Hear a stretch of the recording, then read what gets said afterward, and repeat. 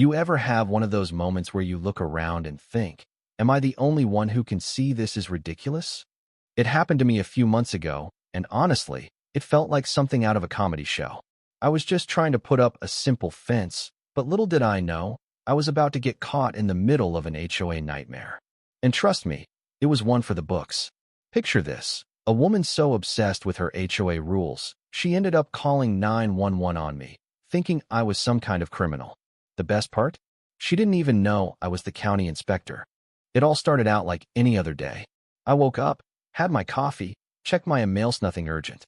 I had a rare free day, so I figured I'd knock out a small project I'd been putting off, finishing up a section of the fence on the eastern side of my property.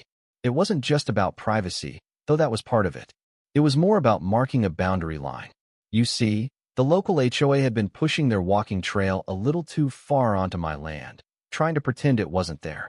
Now, as a county inspector, I've seen this sort of thing before: land disputes, boundary issues, permits, but now, I was on the other side of the fence. Literally. I had legal records, property maps, everything I needed to back up my claim.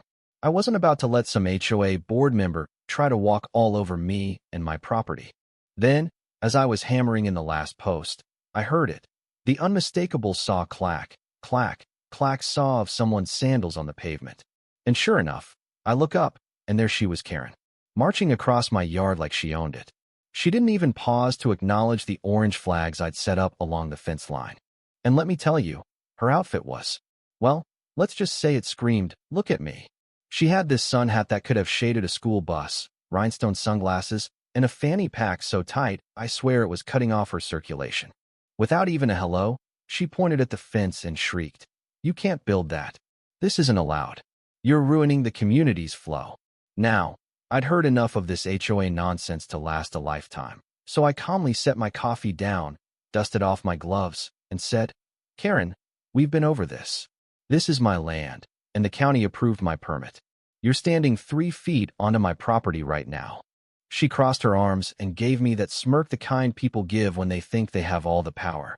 "I'm on the HOA board," she said, "and we didn't vote on this fence." I almost laughed. "We're in an unincorporated zone. Your HOA has no jurisdiction here. The property plat was updated 6 years ago. I even emailed it to your board and your lawyer last month." Her face twisted in that classic Karen way. You know the look, the one that says, "I'm about to do something really dumb and dramatic." Sure enough, she spun on her heels, stomped back down the trail, and disappeared. I thought that was the end of it. Maybe she'd blow off some steam and forget about it. But nope. The next morning, I found a fresh coat of neon green spray paint on my fence. Fence, go home. That was the final straw. I wasn't about to let this go, so I went full force. I pulled up my security footage from the night before, sent it to the sheriff's department, and filed a formal complaint. Then I printed out certified copies of the property documents, threw one in an envelope, and sent it to Karen with a note that read, "Thought you might want to re-VYEW this again." 2 days passed. Nothing. No graffiti, no complaints. Just silence. Until Saturday morning. I was hauling in some reinforced corner posts when I heard the screech of tires. I looked up to see Karen's white Lexus screeching to a halt at the end of my driveway. She didn't get out at first, just sat there, sunglasses still on, hands gripping the wheel like she was preparing for a showdown. Finally, she stepped out, marched over to my fence, whipped out her phone, and dialed 911. "Yes, hello? I need police here. There's a man impersonating a county official. He's building an illegal fence and threatening the neighborhood." I didn't say a word. I just calmly walked up to the fence post, leveled it with my laser tool, and tightened the bolts. A few minutes later, the flashing lights of a squad car lit up my driveway. The officer stepped out, took one look at the badge clipped to my belt, and chuckled. "Eric? Didn't expect to find you out here catching criminal charges for fencing." I just grinned. Just trying to keep the livestock in and the drama out. Karen stomped over, red-faced with fury, pointing at me like I'd just committed some terrible crime. He showed me fake documents. He's intimidating the board and violating community standards. The officer raised an eyebrow and looked at me. "You have the paperwork handy?" I nodded and handed him a copy from my tool bag. He read it over, then showed it to Karen.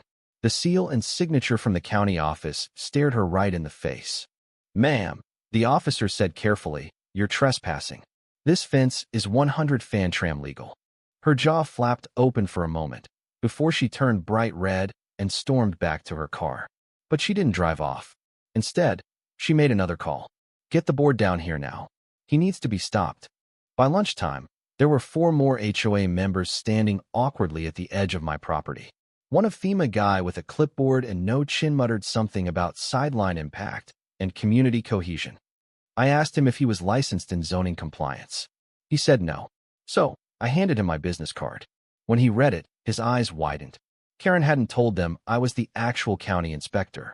It was one of those moments that tasted better than VY Tory pizza. That night, I installed some new solar lights along the fence, not just for security, but because they looked nice. Karen spent hours glaring at them through her window like they were mocking her existence. But I knew she wasn't done. She was just getting started. The next morning, I found another official-looking letter taped to my mailbox. It was a demand from the HOA to immediately remove the fence or face legal action. But this letter was complete fictional codes, no signatures, just a bunch of bold words meant to intimidate. I laughed, stapled my certified property map to it, and threw it back in her mailbox with a sticky note. "See you at the county meeting." That was when I decided it was time to go on offense. I wasn't just defending myself anymore. It was time to turn the tables. I filed a public records request to see what Karen had been submitting to the HOA board. And what I found was staggering fake claims, manipulations, violations she'd personally committed, and even EVY denke that she'd been billing the HOA for landscaping work her cousin's company had never done. So, I drafted a report. But this one wasn't just about a fence, it was about exposing Karen for who she really was. And let me tell you, this report was something she never expected. The next Monday, things had escalated. Karen was still trying to rally the HOA board, but the neighborhood had split into 2 camps: those who thought I was the VY lane and those who were starting to root for me. Karen, of course, was firmly in the first camp, still con VY, and said I was on some personal vendetta to sabotage her perfect neighborhood. But her new strategy was one for the books.